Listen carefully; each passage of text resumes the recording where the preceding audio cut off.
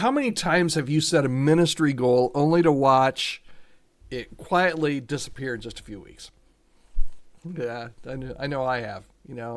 I start all fired up, I'm full of vision, nothing's going to stop me. And then, I don't know, life happens, crisis moments, shifting priorities, you just get busy. And let's face it, it's really hard. But here's the thing, right? Goal setting doesn't have to be a cycle of frustration. And that's what we're talking about today here on the Healthy Church Staff Podcast. Hi, I'm Todd Rhodes, one of the co-founders over at chemistrystaffing.com, and this is the Healthy Church Staff Podcast. Today, we're talking about how to set ministry goals that actually withstand the test of time, that actually stick, so you can kind of remove all that wishful thinking that's going on in your head, but never really makes itself evident in your goal being achieved and achieving the real impact that you want to have. So let's start with the big problem here. At least I think this is the big problem whenever I try to set a goal, and that is that ministry is unpredictable. Matter of fact, not just ministry. Family's unpredictable. Finances are unpredictable sometimes. Life is unpredictable.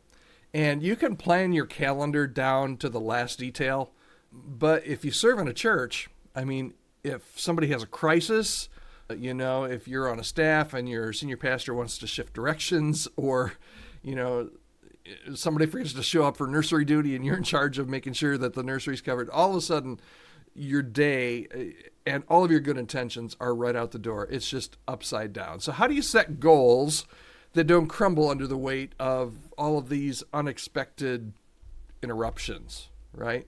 Today, I want to talk about 3 principles that I think will help you set and achieve ministry goals that hopefully will get some traction and actually work. Now, I'm going to suggest that you make them SMART. We've all heard of SMART goals, S-M-A-R-T.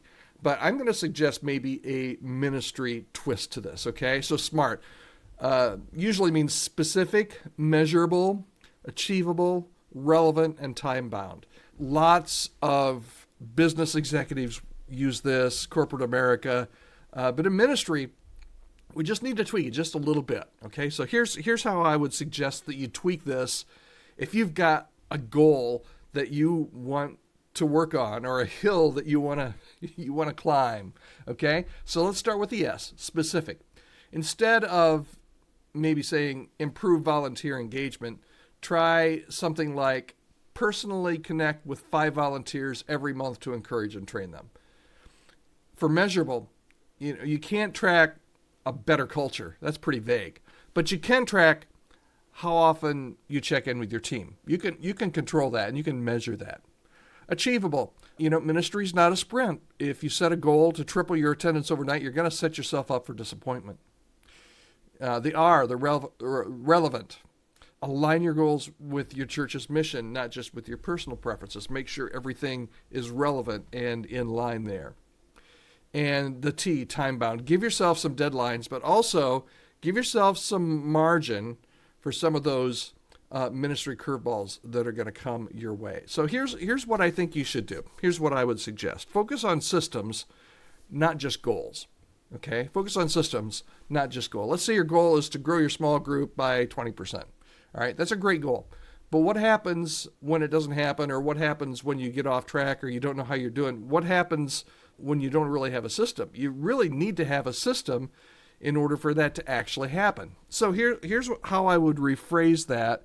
Instead of saying I want to grow my small group ministry by 20%, instead of just aiming for 20%, maybe build a system around that SMART goal. So develop a clear, repeatable small group leadership training process, for example.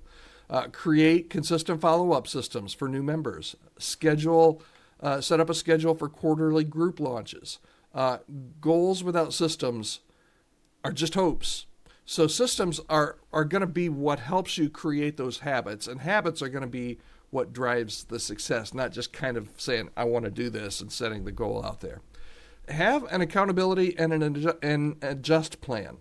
One of the biggest reasons for ministry goals failing, guess what it is? Well, we all do it maybe at the end of the year or the start of the year where, maybe we're forced to, Todd, write down your goals for this next year. We set them, and then we forget about them because either we forget about them or the person that we gave them to doesn't hold us accountable. We just set them and forget. So find a way to regularly check in and see how you're doing. That could be a personal check-in, maybe block time once a month to review your progress. And there's a little side note here. For me, if I don't put it on my calendar, it doesn't happen. So as you set out these systems for your goals, make sure that you block off some time, maybe once a month, just to put on your calendar. Hey, how am I doing in this goal or this process? Okay, so personal check-in. Make sure there's some team accountability if you can. Share your goals with a trusted team member or a mentor and say, hey, how's that going? Now, maybe you work on a team and you're being held accountable, and that's good too. Instead of sharing your goals, you're already doing it. Instead of you saying, hey, how's that going? People are coming to you and saying, hey, how you doing on that, Todd? That's really good, that team accountability. And then what I want you to do is once you have those check-ins and you've got this system and you've kind of put it into place, adjust if you have to. I mean, if your plan isn't working, maybe you're trying to increase your small group ministry by 20%, but it's only up 2% and you hoped it would be up 10% by now. Adjust, right? Don't just ditch the goal, just adjust the approach. Now, ministry is fluid and your goals should be too. So here's your bottom line. Ministry goal setting works best when it's specific, right? When it's system driven and when it's supported by accountability. So here's what I'd love for you to do today. Take 5 minutes. That's it. 5 minutes. If you can't, not going to do it right now, put it on your calendar. You won't do it if you don't have it on your calendar. Take 5 minutes today. Write down at least one ministry goal that you would like to achieve in the next year. Okay? One simple goal. Again, no longer than 5 minutes. Get out a blank sheet of paper. So you've got some writing on it, I guess. But get out a blank sheet of paper and write down one ministry goal. Then start to outline a simple system that will support that goal. And then share it with somebody who can help keep you accountable. Now, are you going to want to take longer than 5 minutes actually before you get all the stuff down on paper and go share? Yeah, absolutely. But 5 minutes should give you the opportunity, plenty of time to come up with one goal. You know what it is. You've been putting it off probably, or you already said it and it's not happening. 5 minutes to write down your goal and identify that simple system that will help support that goal. Okay? I'd love to hear your thoughts on this. Have you set a goal that actually worked in ministry? And if so, leave it in the comments wherever you're listening or wherever you're watching. Tell me what made it work. Was it the accountability thing? Was it a system thing? Was it maybe something totally else? Or maybe like me, you've had a goal that totally flopped.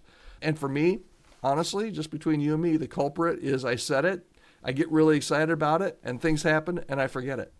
You can shoot me an email anytime, podcast@chemistrystaffing.com. Let me know. I would love to hear, or you can leave a comment here on the podcast. And you know what? If your church is hiring or struggling to find the right team staff members, I'd love to help you at Chemistry Staffing. You can reach out to me anytime, podcast@chemistrystaffing.com.